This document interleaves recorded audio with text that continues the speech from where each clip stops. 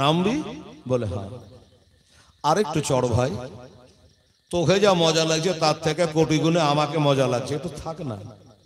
হ্যাঁ বাবা গো, আবার একটু চললেন। হোসেন বললেন না না আমি এবার নামবো। আর একটু চল।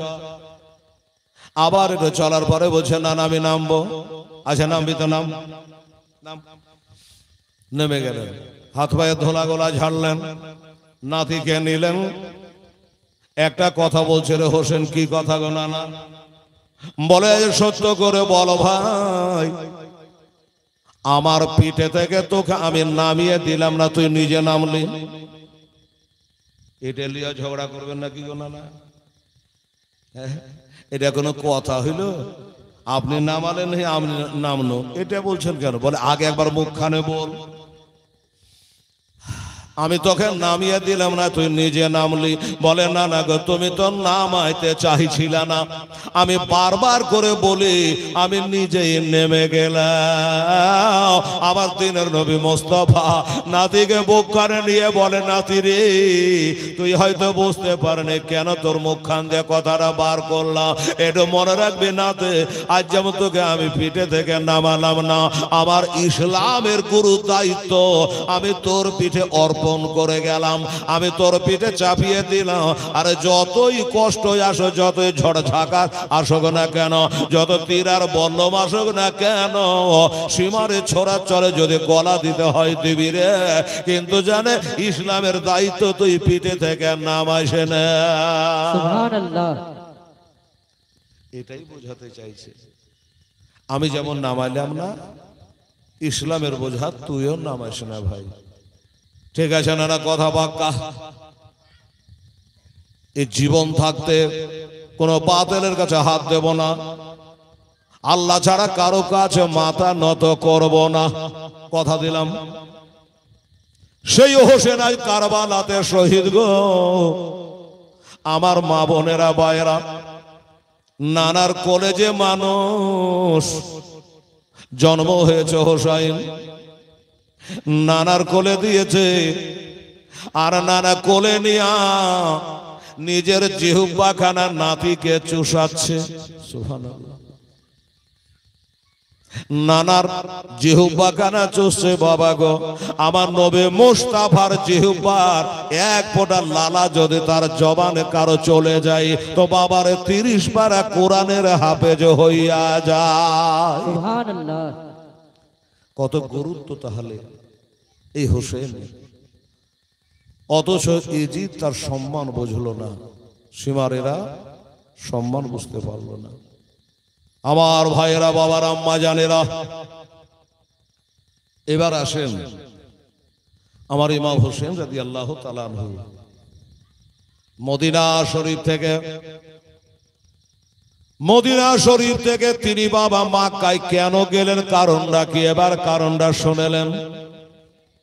আপনাদের মনে আছে কিনা জানি না, ওই যে ইয়েজিদ পাপী, আর ইয়েজিদের বাপের নাম হযরতে আমির মুআবিয়া রাদিয়াল্লাহু তাআলা আনহু, আমি বলেছি তো এই রাজত্বটা ইমাম হাসান রাদিয়াল্লাহু তাআলা শর্ত করে দিয়েছিলেন। আমির মুআবিয়া যখন ইন্তেকাল হয়, তো ইয়েজিদ জিজ্ঞাসা করেছিল, এই ছোট গেলাকে মারো তো, এদিকে সব শেষ করে দিলে, এই তোরা কে পাইপ লাগাইছে নাকি রে? হ্যাঁ, টাকা দিয়ে কিনা লড়া সব তো কে চলে যাচ্ছে। এই বাবারা মায়েরা, ইমাম হোসেন মদিনা থেকে চলে যাচ্ছেন কেন? কেনটা শুনলেন বাবা। ইয়েজিদ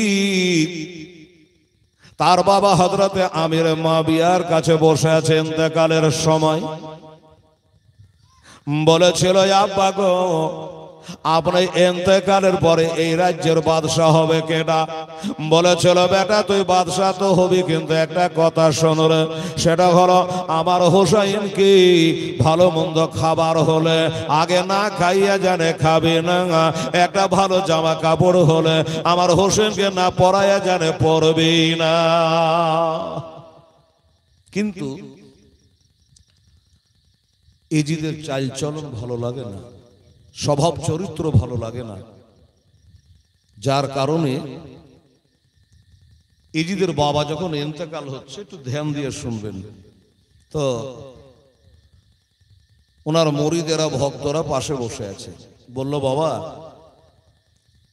আমি যখন ইন্তেকাল করব আমার বেটার স্বভাব চরিত্র ভালো লাগে না, তা আমি ইন্তেকাল করে গেলে আমার জন্য তোমরা বাজারের কাফন কিনো না, এজিদের পয়সা দিয়ে কাফন কিনো না। ভক্তরা বলে হুজুর তাহলে আমরা চাঁদা করে তুলব, আমাদের টাকা দিয়ে আপনার জন্য কাফন কিনে আনবো। বলল না, তাহলে কি করব? বলে কাফনের ব্যবস্থা আমি করে রেখেছি। করে রেখেছেন? বললে হ্যাঁ। কিরকম ব্যবস্থা করেছেন হুজুর? বলে হাসান হোসেনের নানা আমার দিনের নবী মুস্তাফা সাল্লাল্লাহু আলাইহি সাল্লাম, ওই নবী মুস্তাফার একটা তহমাদ মোবারকা, লঙ্গি মোবারকা আমি চায়ের আলমারিতে রেখেছি। হুজুর বেটা ছেলেকে 3টা কাফন দেয়, আর মেয়েদেরকে সিনা বাঁধ আর কেশ বাঁধ দিয়ে ছোট বড় 5টা দেয়। কারো জান্নাত থেকে বাবা আদম 3টা নিয়েছিল, মা হাওয়া 5টা। মেয়েদের বেশি কাপড় বেশি লাগে, আছে না? এই বাবা গো, তাই বলছে হুজুর একটা লুঙ্গি চেহে রেখেছেন নবীর। বলে হ্যাঁ। ওইতে কি হবে? বলে না 3টা লাগবে।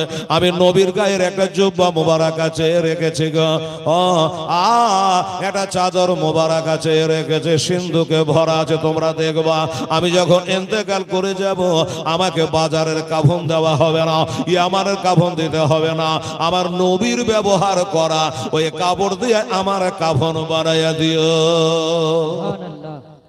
কত ভালো মানুষ ছিল তাহলে দেখেন এজিদের বাবা।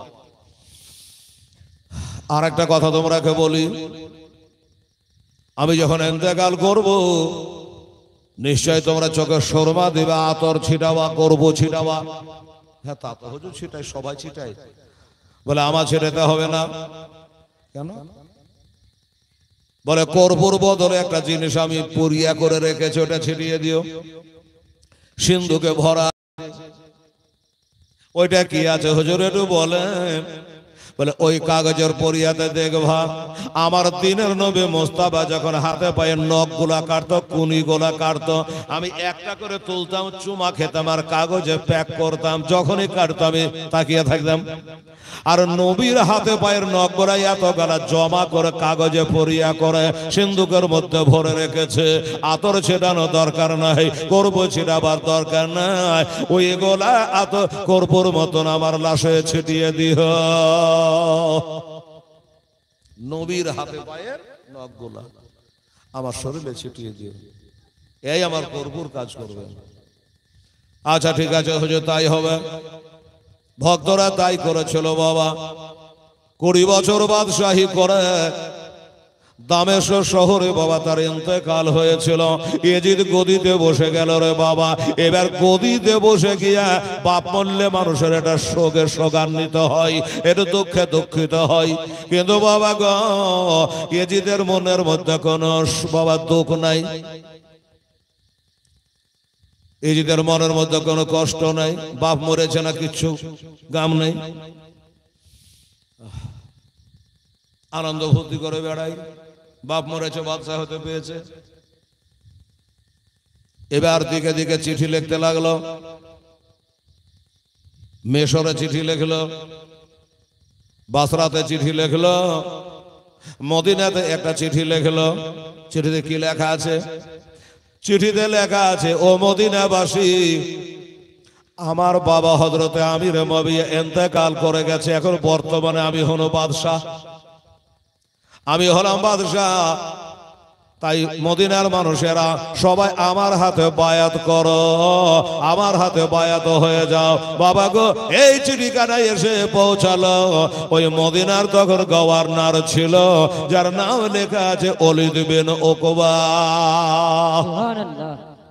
না বলো ওলীদ বিন উকবা। এই ছোড়া হট।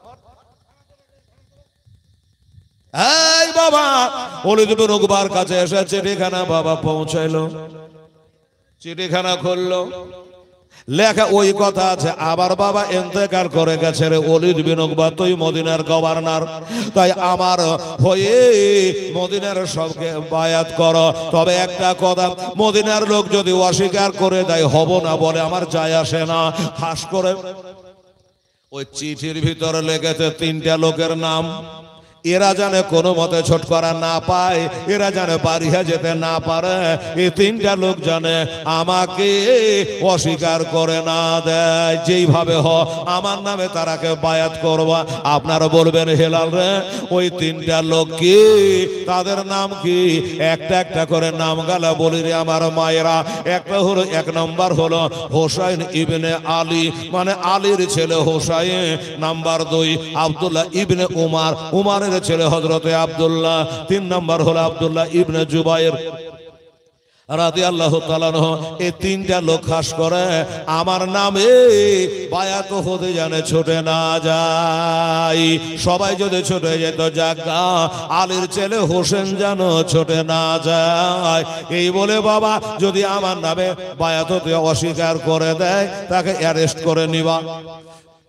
এই বলে চিঠি আসলো।